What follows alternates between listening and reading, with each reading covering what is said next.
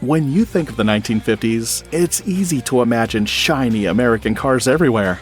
The big three, General Motors, Ford, and Chrysler, controlled most of the market with their resources and popular models. Smaller car makers like Hudson, Packard, and Studebaker struggled to keep up, often making risky decisions to stay relevant. Some of these risks backfired badly. Cars were rushed, poorly designed, or mistimed, leading to financial losses. For a few companies, these failures were enough to push them out of business. Here are 12 cars from the 1950s that caused trouble for their makers. Number 1, 1958 Ford Edsel. Did you know Ford spent $400 million on a car that buyers hated at first glance? Enter the 1958 Ford Edsel, a car so infamous that its grille alone became the punchline of countless jokes. What went so wrong with this ambitious game changer? Ford spent $400 million on the Edsel, hoping its fancy features like a push-button transmission and floating speedometer would blow people away. But instead, everyone couldn't stop talking about the front of the car. It looked like a giant weird-shaped mouth.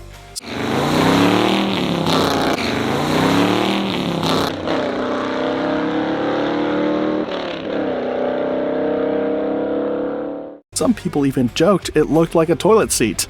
Let's just say most buyers weren't impressed. Adding insult to injury, the Edsel launched during a recession when buyers were opting for cheaper, smaller cars. Even worse, poor production coordination meant many Edsels rolled off the assembly line with mechanical issues and quality defects. Ford expected to sell 200,000 units in the first year, but barely managed 64,000. By the time production ended, the company had lost a staggering $250 million, over $2.5 billion in today's dollars. Ironically, the Edsel has gained a cult following among collectors over the years, with rare models like the Bermuda or Citation fetching decent prices at auctions. So yes, while it's a historical blunder, it's also a quirky piece of automotive history some enthusiasts can't resist. Agree or not, it's hard to deny the Edsel's unforgettable place on this list. Number 2. 1954 Kaiser Darren. The 1954 Kaiser Darren was Kaiser Motors' bold attempt to compete in the growing sports car market. It was the first American production car to feature a fiberglass body, coming out even before the Chevrolet Corvette. One of its most unique features was its sliding doors, which disappeared into the front fenders. Designed by Howard "Dutch" Darren, the car looked different from anything else on the road, with its sleek lines and standout design. However, the Darren wasn't without its problems. It had a small 90-horsepower engine taken from the Kaiser Henry J, which made it slow compared to its competition.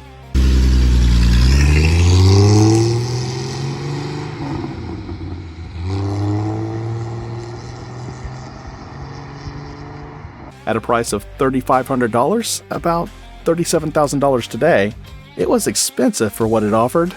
Buyers could get more powerful and better performing cars like the Chevrolet Corvette or Ford Thunderbird for a similar price. On top of that, its unusual styling didn't appeal to everyone, and it lacked the performance many sports car enthusiasts wanted. Kaiser Motors was already struggling financially, and the failure of the Darren only made things worse. In 1955, the company stopped making passenger cars entirely and shifted its focus to producing Jeeps. Only 435 Kaiser Darrens were ever made, making it one of the rarest cars of its time. While it's seen as a collector's item today, back then, it was a clear sign that even big risks couldn't save Kaiser Motors from its decline. Number 3. 1953 Hudson Jet.